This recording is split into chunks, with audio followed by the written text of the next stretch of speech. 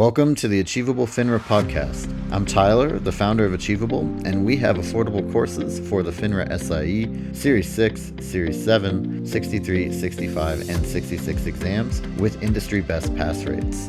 Each Achievable course includes everything you need to pass the first time. A full textbook, videos on key topics, thousands of questions backed by our memory-enhancing algorithm, and full-length practice exams. You can try it out for free at achievable.me. And if you like it, use the code podcast to get you 10% off at checkout. This podcast was made from a video by Achievable's FINRA course author, Brandon Rith. If you'd like to have the visual aid of a video, please go to Achievable's YouTube channel and search for the video by the same name. Let's take a look at one of the two primary hedging strategies that we need to know for this exam. In particular, we will look at the short stock, long call hedging strategy. And a good way to break this down is to look at a scenario with lots of questions attached to that. Each question will relate to things that you could see on the real exam. So let's go ahead and put the question on the board and dive in. All right, there it is. An investor goes short 100 BCD shares when the stock's market price is $120. A few days after the shares are sold short, the investor goes long 1 BCD 130 call at a premium of $2. And then we have a bunch of questions below. First and foremost, you will not see a question like this that has 7 questions below the scenario presented. Usually there are just 1 or 2 question points that you need to worry about for any given test question. But we're going to go ahead and pick this thing apart, make sure we understand all the different angles and all the different things we could be asked questions on with this scenario. If you want to see if you can answer these questions on your own, go ahead and pause the video, and when you hit play, we will look at it together. All right, let's look at these questions. The first one is just, what is this strategy? As a category, this is a type of hedging strategy, and there's no specific name that we attach to this that is commonly used in the industry. I would personally call this a short stock with a long call hedging strategy. You can usually identify a hedging strategy when you have shares of stock paired with a long option. In particular, you should make sure that the long option can be used to protect the investor against the stock's risk. And that certainly is the case here. When an investor is short stock, that means that they borrowed stock, sold that borrowed stock, and have to buy back that borrowed stock at some point in time in the future. The investor is betting that the stock price falls so they can buy back the stock at a lower price, and that would result in what we call a capital gain. Investors always want to buy low and sell high, and we're seeing the same thing here. It's just that the sell comes first.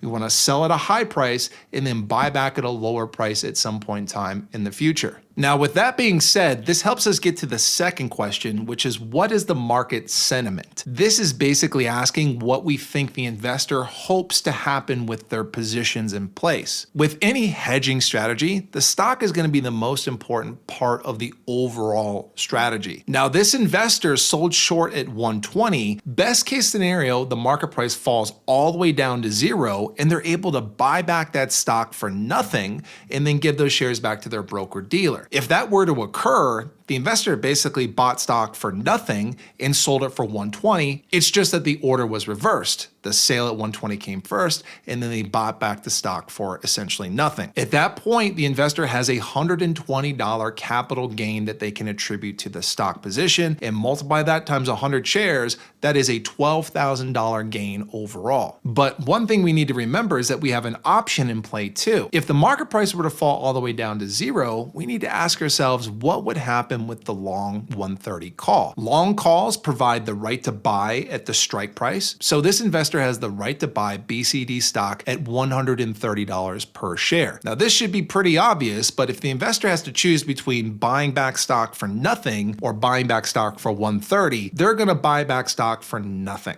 So because of that, the investor will gladly allow the long call to expire worthless. Yes, they spent a total of $200 on the option premium, but the long call is really acting like insurance here. If the stock price were to rise above 130, especially if it rose significantly above 130, then it would be really valuable to have that long option in place. Worst case scenario, the investor can buy back the stock at 130 as long as they hold that call. You can also confirm all of that by using the term call up. Calls are only exercised if the market price of the underlying stock rises up above the strike price of the option, and that is not what's happening here. So to wrap all that up, this investor is bearish. They want the market price to fall as much as possible. The further it falls, the more money they make, and it just happens to be that they have this insurance on the side, being the long call, that will help them buy back the stock at 130 should the stock price rise above 130.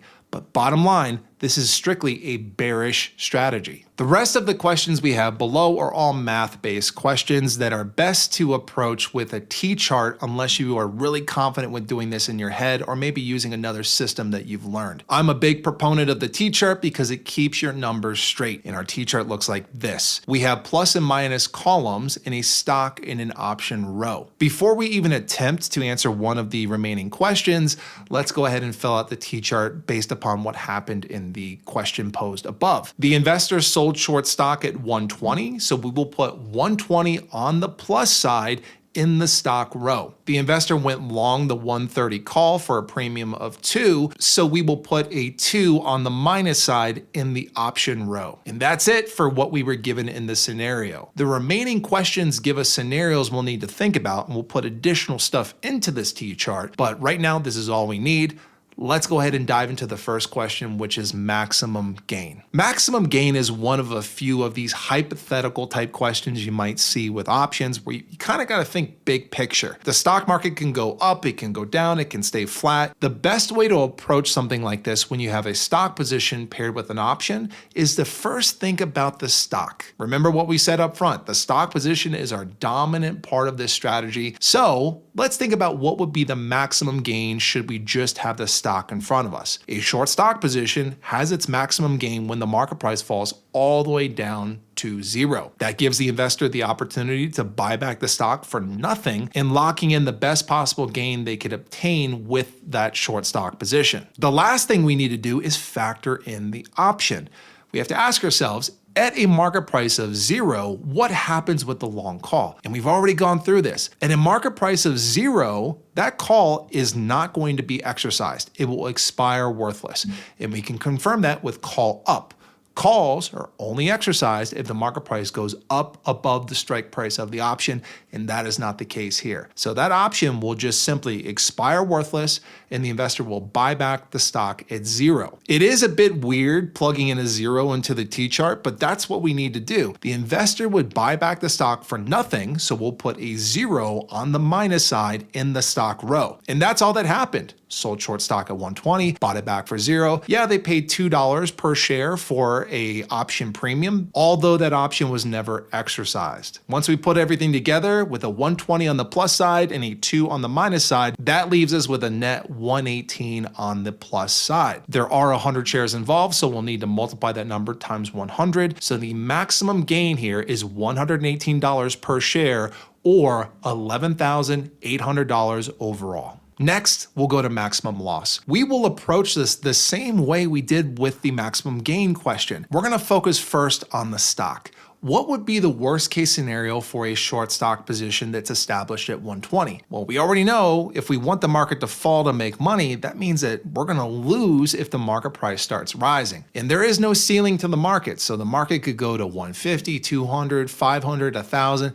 It could keep going up and there's no ceiling. With a short stock position, an investor has unlimited risk potential, and that unlimited risk potential is unlocked as the market price rises. But good news for us, we have an option on the sideline waiting to help us. The long call will be exercised if the market price rises above 130. And when it's exercised, it allows the investor to buy back the 100 shares of BCD stock at 130. So worst case scenario, the investor buys back the stock at 130. Going back to our T chart in terms of how it started, we still have a 120 on the plus side in the stock row and a 2 on the minus side on the option row. We know worst case scenario is that the investor will buy back the stock for 130, and let's assume that's the case. Market price rises, they exercise the option, buy back at 130. So we will put a 130 on the minus side in the stock row. And that is the end of this story. The investor sold short at 120. They bought back the stock at 130, plus they paid for a premium of 2 for the option. That leaves us with a 120 on the plus side and a 132 on the minus side. That is a net $12 loss per share maximum loss. If we multiply that times 100 shares, that is a $1,200 overall maximum loss. This scenario should help put the importance of having a hedging strategy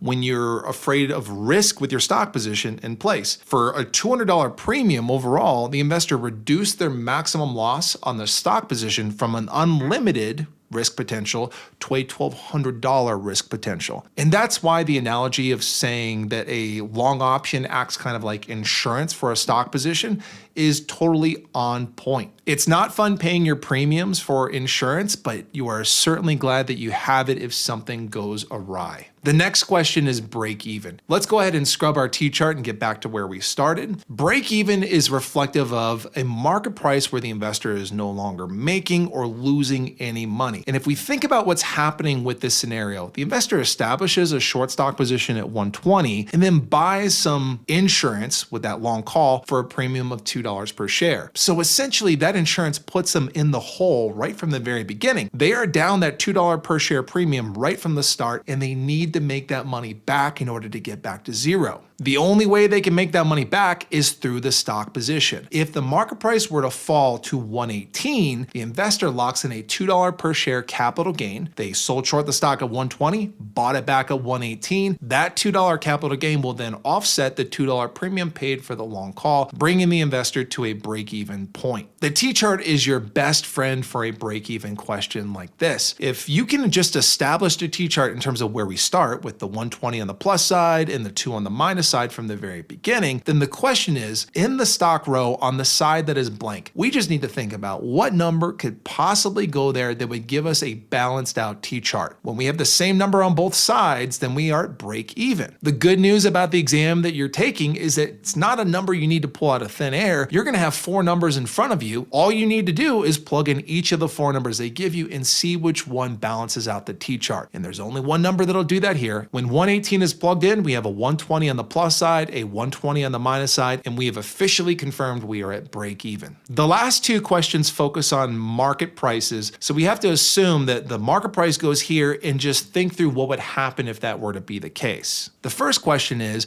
what is the gain or loss if the market price falls to 90? $90 is a good market price for this investor given that they sold short initially at 120. If they're able to buy back the stock at 90, that locks in a $30 capital gain on a per share basis. That's a great gain, especially if that's happening in a short period of time. The only thing we need to worry about is the long call. And we'll ask ourselves, what happens to this long call?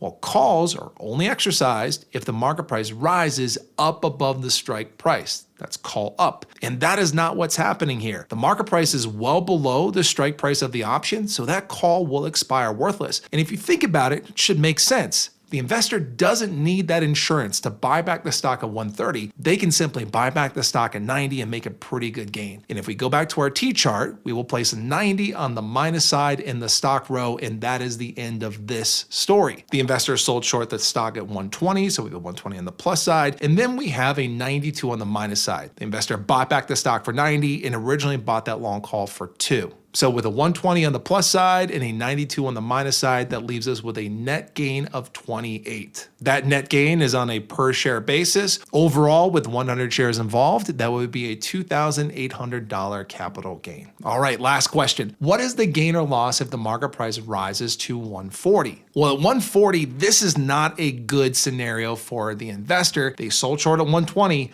hoped that the market price would fall, but instead it went up 20 points from their initial short sale transaction price. If it was just a short stock position, that would be a $20 capital loss that they would lock in if they were forced to close the position at 140. But we can't forget about that long 130 call. Call up, the market price is above the strike price of that call, so this call will be exercised, and that should make sense. If an investor has the option to choose between buying stock in the market at 140 or exercising this call and buying back the stock for 130, that should be an obvious, easy choice. The investor will buy back the stock at 130 after exercising the call and close the position. So let's go ahead and plug that into the T-chart. We'll plug a 130 on the minus side in the stock row, and that is the end of this scenario. That gives us a 120 on the plus side and a 132 on the minus side. This is going to feel really similar to our maximum loss scenario because it basically is our maximum loss. It is a $12 per share maximum loss potential. Overall, it is a $1,200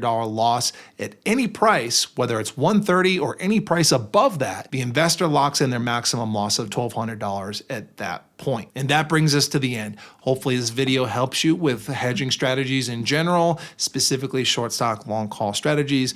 My best advice to you is know what you're dealing with, be able to identify the strategy that you have, utilize a T-chart if you don't already have a system in place for the math-based questions. Take your time and practice, practice, practice. These strategies will become easier the more that you see them.